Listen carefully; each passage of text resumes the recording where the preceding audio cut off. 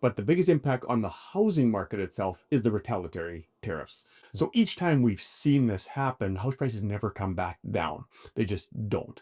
And even if you ran a business and you're charging 25% more due to a tariff, and then the tariffs come off, well, those manufacturers know, okay, I'm going to go a 5% break. Yeah. Now they're just making, that's why you see record profits Yeah. after every one of these market shifts. Thanks for coming. Yeah. We got a lot to discuss today. There's been some interesting, unprecedented times for Canada.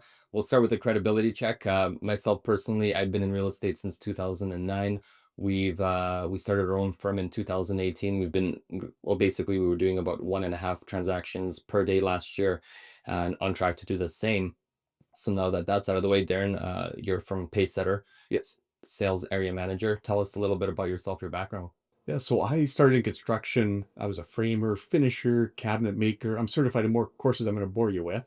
And then I got into sales. I started sales in the early 2000s. So I've been through these markets. I've seen the last tariffs. I've seen the world financial crisis. So I've seen these happen over and over. I mean, I was selling houses when houses were 150,000.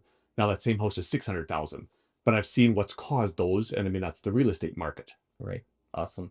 So there's two sections that we're seeing right now. We're seeing tariffs and we're seeing retaliatory tariffs. Which one do you foresee being the biggest impact? So yeah, so what we're seeing, and as more and more come out, we've seen just the start of them. But the biggest impact on the housing market itself is the retaliatory tariffs.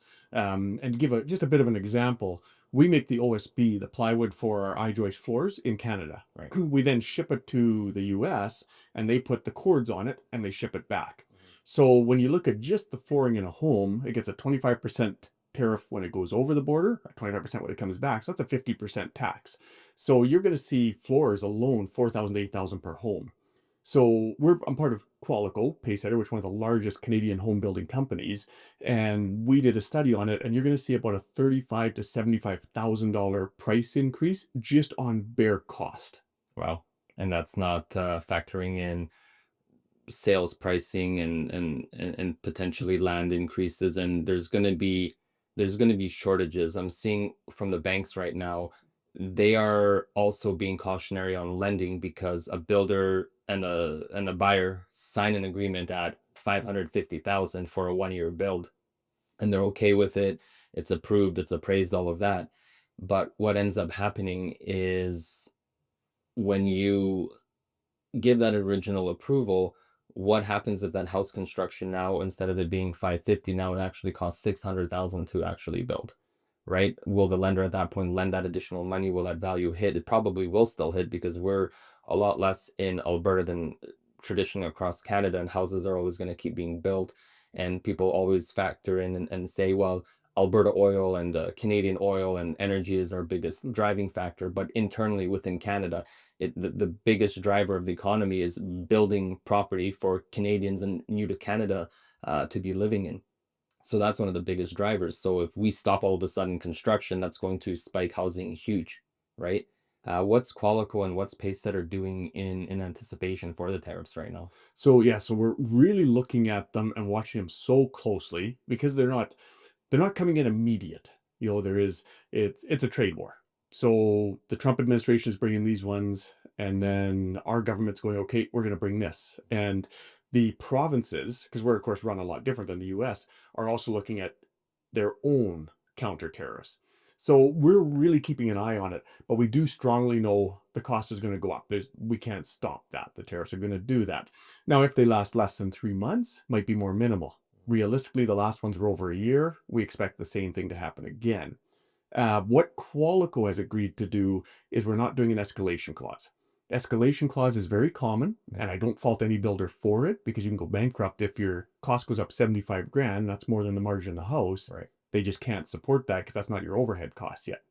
The reason that Qualico doing that is we're vertically integrated. We just don't want to have those problems because it's exactly like you say, the value could be in the house. So if it's 550 today and it's 650 tomorrow, the value could be there for sure because the whole market went up. Mhm. But if you were approved at 550 max, and now you got to go back to the bank at 650, what if you can't approve? Then technically you would lose your deposit, lose the house. So it creates an even bigger issue than just that cost increase itself. And we did see this exact situation over COVID. Right. Yeah. Right now, buyers definitely need to be aware when they're looking at their contract and be really diligent in reading the fine lines. Is there an escalation clause? Will my house go up? I signed at 550. There's an escalation clause, and now the builder's cost goes up by 50,000. Now the builder is not going to want to eat that. Again, in your case, your builder doesn't do that, which is fantastic, which is why we send lots of deals to you guys. But other builders, well, they're just going to say that 550 is now 600,000. And an issue that happens here is the buyer, if they can qualify for it, well, I guess they get the option to do that and pay more money, and it kind of just is what it is. But if their approval was super tight at 550 already and they can't go to 600,000, well, then they lose their deposit. There's lots of things that can potentially happen. Um, Going back to the retaliatory tariffs, there's this big thing, Canadians booing national anthems, and they're like, yeah, super Canada, and I'm totally for Canada first and all of that.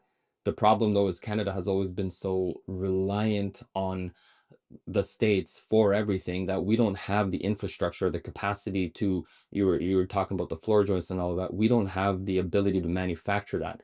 And you can't just all of a sudden bam, and now all of a sudden we have factories and we have the workers and we have all of that. That's going to take years to build that fundamental.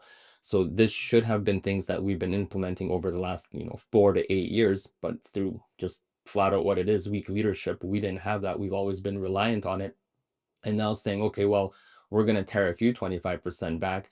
Well, all of the appliances are coming back. So the builder package, they'll give you building a brand new home, the builder package is going to be $5,000, $7,000. And that kind of gets you some basic appliances. 7,000, you're okay. But now there's a 25% tariff on there. You're not getting all of your appliances. You're going to be having to request for a 10, 11, $12,000 appliance package. Or quite frankly, you're going to move into a home and you're not going to have a washer and dryer and a hood fan, right? And so a lot of people don't understand that the retaliatory tariffs are not, they're not a move that we necessarily should be doing because it is going to impact us. And if they are imposed, in fact, then all of that money should be going to Canadians, not to the government. It should be going to Canadian businesses, to the Canadian people to help with their daily living. But where I see it right now going, it's just a shot for shot. Oh, the President Trump, well, we're going to get you back and it's going to go to our government. Well, that's not helping the Canadian people. That is, in fact, hurting us because my fridge now, instead of being 1,500, is now 1,800. My washer and dryer is not $2,000. It's now 23, $2,400. That trail appliance guy that's going to deliver that is going to mark up his costs now because their daily life just went more and more expensive. So everything in proportion is going to go up, not just by 25%, a lot more, because it's 25 one way. Then you stack 25 on that 25. It's kind of basic math. Finally, we are actually able to use something that we learned in elementary with the with the tertiary system and all of that. But yeah, um, do you see, and I've been seeing that the banks have been talking, this is kind of a really bad timing because 5 years ago, everybody's interest rates were, including mine, 1.68 when we signed on a 5-year mortgage. And right now we're looking around 4%. So your interest rate is more than double. A lot of the banks are, potentially bracing. There's some talks about mortgage wars where they're going to be battling interest rates and going lower. The Bank of Canada has been lowering its rates progressively. Do you see the rates dropping in I guess in to combat the the really high interest rate renewals so that the Canadian people aren't going to be handing their keys back to the government or to the banks? Do you see the interest rates dropping to help with the affordability? Because yeah, now that house is 550, but if their payment goes up, they can't qualify. So now they're hoping to at least get a lower interest to keep that payment the same. What do you think? Yeah, and that's kind of what we're seeing, and it's almost a catch because the bank's been lowering the rates, and we've been seeing a trend going lower because the inflation's been more under control, which is the old school book as they raise the rates to control inflation.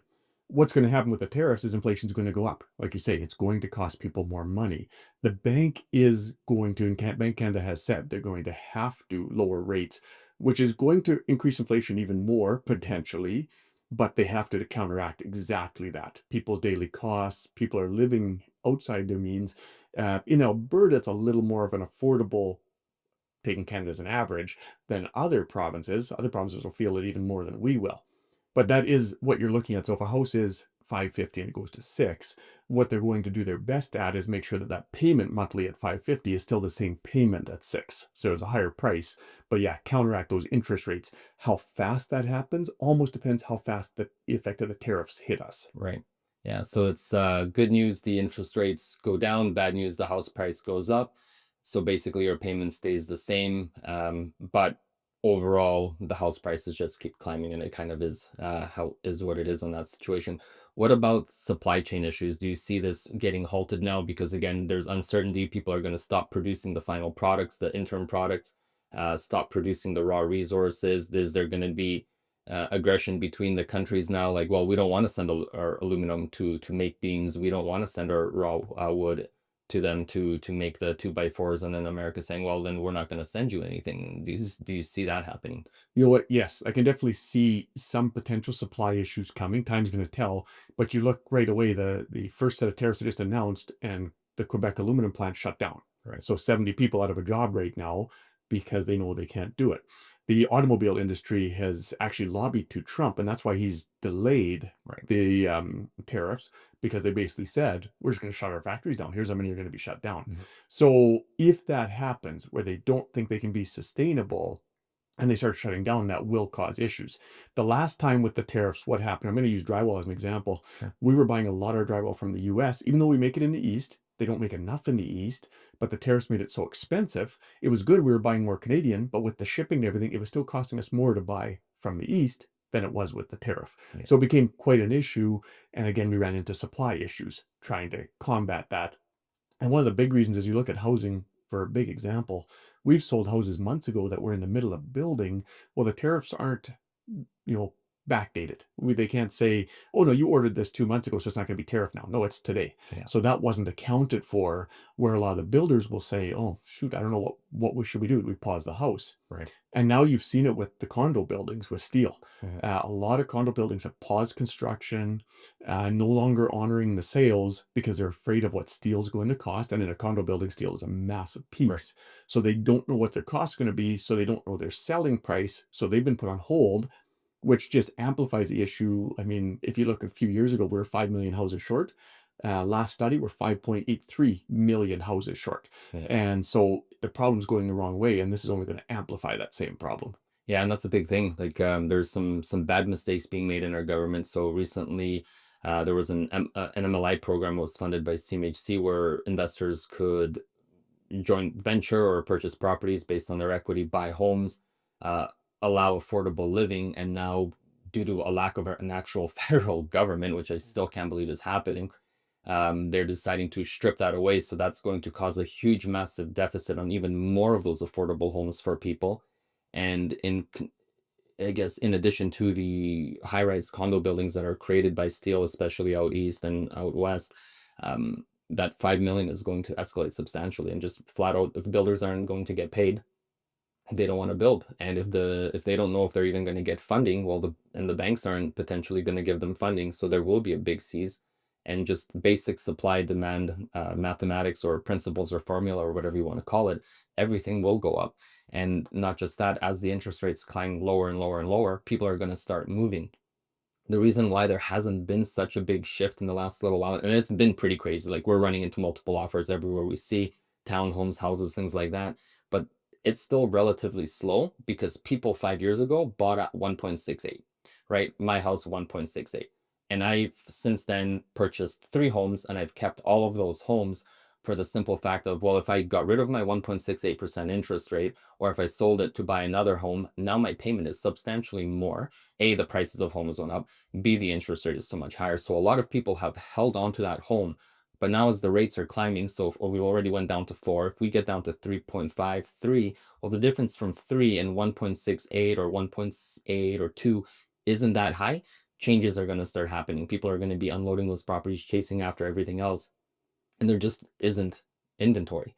And we need that consistent growth. And if there's things like the tariff wars causing an increase, well, on new homes, people think, well, that's only applicable for new homes.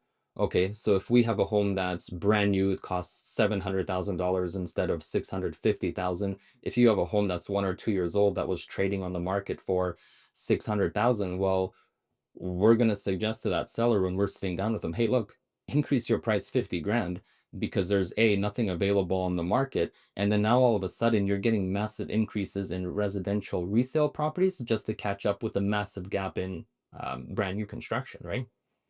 Um, And I love that comment because, as I've said to people, market value isn't a set dollar. there is no set number or basis rate we can use. It's what people reasonably pay in the market, and supply and demand dictates it.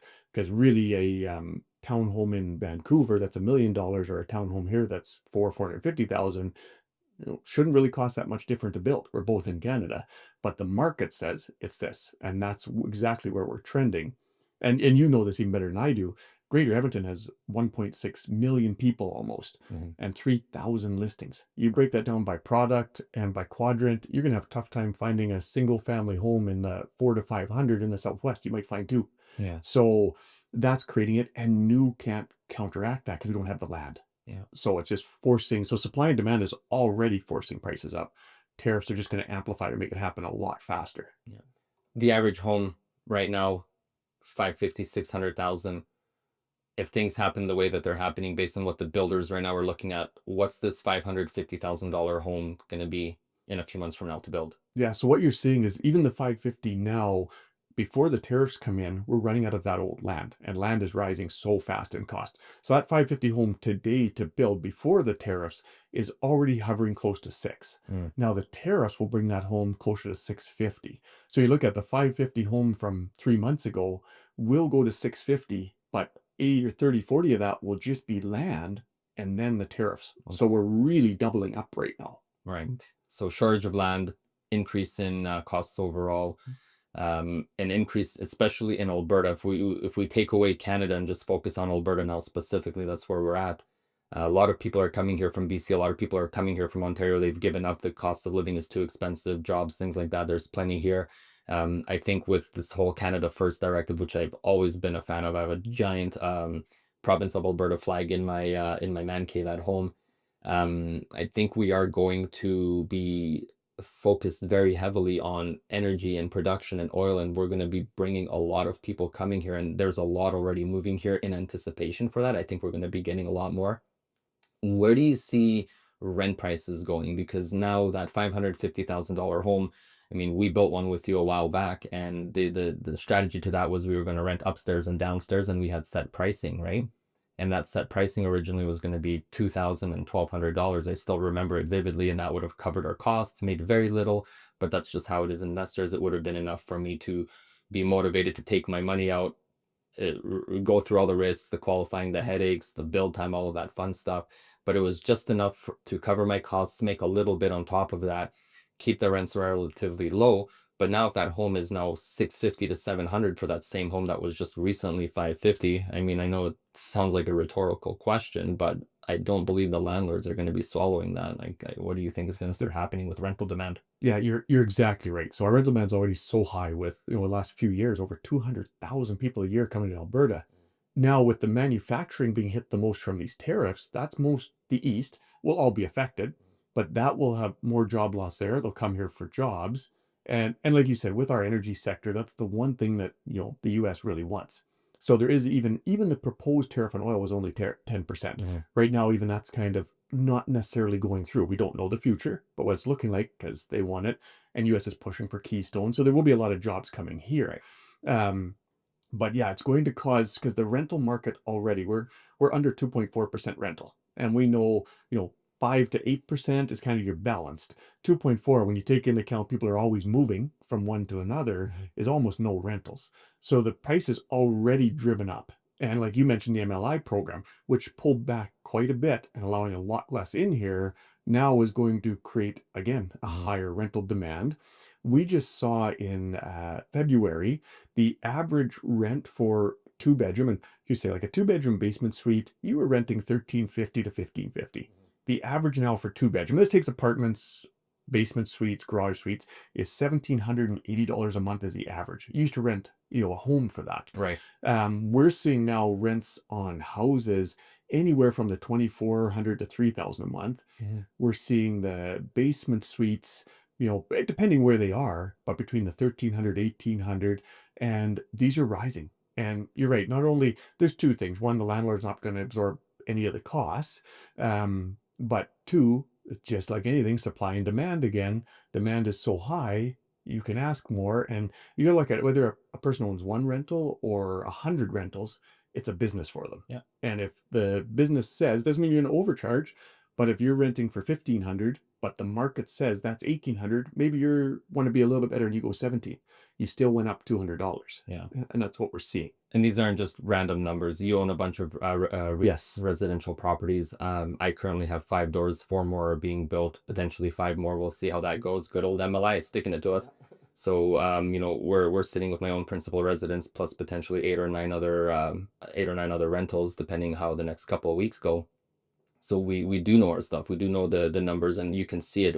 I personally sell a ton of properties to investor clients that understand that this is where the money is, because if you were to take $100,000 and leave it in the stock market, you can make 10%, 5%, 8%, whatever the case is. 17 last year was a fantastic year.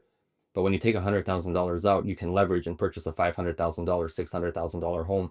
You are going to make way more money through just short-term rental, but eventually capital appreciation through the property, and to sell it, and you're only paying capital gains tax. So it is a fairly good investment vehicle. And so that's why more and more, and even I saw a statistic last year that more and more people were getting into the rental game for Alberta, and they see just how attractive it is. But just how many of you had, I think, 3 or 4 guys from Ontario call me asking about rents, because they're all buying them here. They can't buy rental units in Ontario, so they're buying up Edmonton. Yes. They don't even know the locations. They don't know how the houses look like. They just say, sign me up. Yeah, and that's exactly what you're seeing is the demand here is so high with the migration that keeps coming, the shortage, and the shortage isn't getting better. We don't see any signs of that improving for a few years. And so it makes way more financial sense. And do I buy a $1.2 million home in Toronto to rent for really only about 15% more rent than you get here, or I buy a place in Edmonton for half that? And Or two for the same price. exactly. And now you're making a lot more rental. And there's a reason that the richest, the majority of the richest people in the world made their money in real estate. Mhm. And I've seen it too. Yeah, myself. And my interest rate has gone up when I've had to renew, like you brought up. But then, of course, I've got to pass that on. Comes back to market again. But when I went to do that, I'm still able to raise my rent a couple $100 a month and still be way below the market's rent. And again, yeah, no sign. And like we've touched on, and it's a totally different conversation we go on for hours, but on the MLI pulling back is actually going to increase those rental costs even more. Absolutely. I mean, it's not rocket science, and people sometimes look at the landlords. Oh, it's the greedy landlords. Well, the greedy landlords can't take a bath on a property. It just wouldn't make sense to do this. And if the greedy landlords aren't purchasing these properties, then there is no opportunity for rentals. You're just going to have no homes being built. So it's in fact the landlords that are pushing the economy and actually keeping rents stable. But they have no choice when all of a sudden the home is that much more expensive. Now the home gets more, what people don't understand is the home gets more expensive. So then what happens? Okay, well, that means now that the property taxes are more on that home than what they were when you originally signed, or a year or 2 years ago. So now that the property taxes go from 5,000 a year to $6,000 a year, right? Because Edmonton, it's 1% of your property value. Yeah. So from 5,000 to 6,000, again, that's it. Or sorry, I guess from 5,000 to 5,500 or whatever the case is. Well, that's a substantial on a monthly basis that now the on come renewal for that lease, that tenant's going to have to pay. It's not like the landlord is making any money. In fact, it's getting less. Our electricity and gas bills are already so high. I looked at my residence last month. I paid $720. 300 was electrical usage. Then there's another 750 for stormwater meters. So because God makes it rain on our food so we can actually eat and have beautiful grass and stuff like that and nice trees, I'm paying 750 a month for that water to go straight into the stormwater. Great. So if that was a rental, well, that's going down to the tenant, right? If there's some just and before we close out on this, if there's anything else you wanted to add, what I want to finish off with though is going to be, what are some tips that you're going to recommend if someone is, I mean, even just on resale, because you've done so much of that too, but on if they're buying a new home, whether it's construction or a spec home that's ready to go right away, or maybe ready in a few months, what are 1 or 2 or 3 tips even that you as a first time buyer or a secondary buyer investor really need to be looking out for right now? Yeah, I'll give you that, and I'll give you a little bit just on the one of the biggest questions is where's house prices going to go? Because some people feel they're going to drop from the tariffs, Mhm. and what I always say is you look historically. I mean, my first house was in 1996. It was 67,000, and I mean that house today Bragging. 400,000. Yeah, I wish I still owned that house. But the when you look at the 80s when interest rates spiked over 20%, if you look before the spike in interest rates, government trying to really slow inflation, and it worked. People were giving their keys back to after house prices doubled.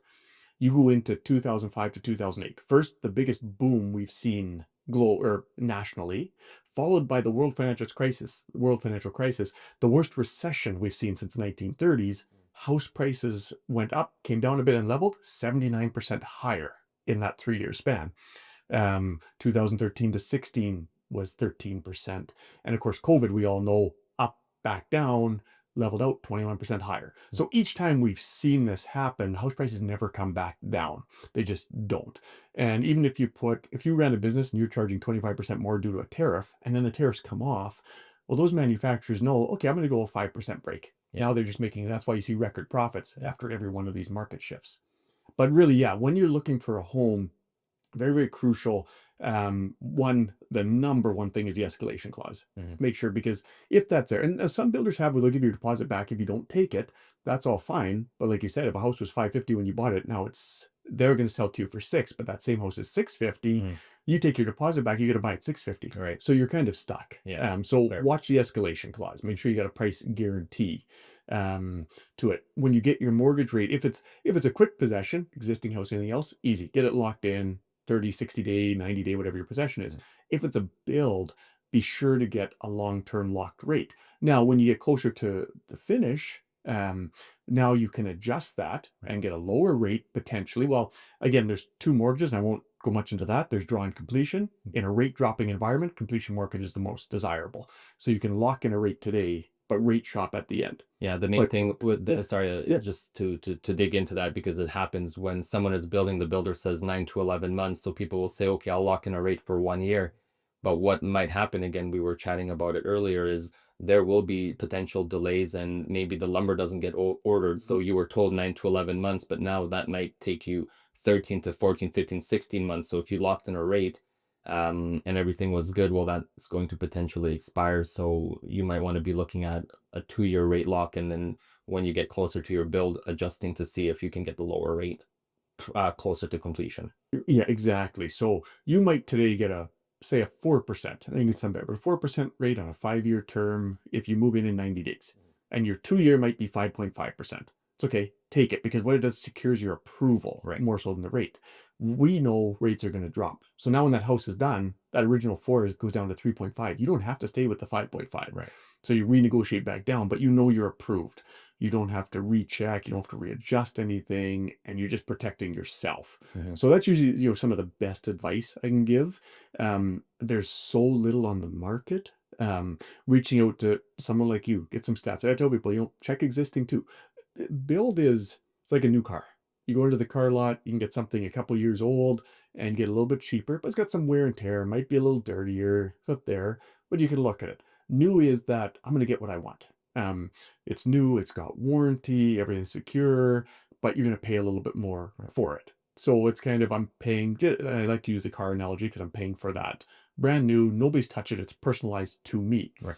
So even quick possession homes, and you're going to find in quick possession homes, because of the different prices at land, you will see a gap on a house that brand new to build is 640, but you'll find one for 580.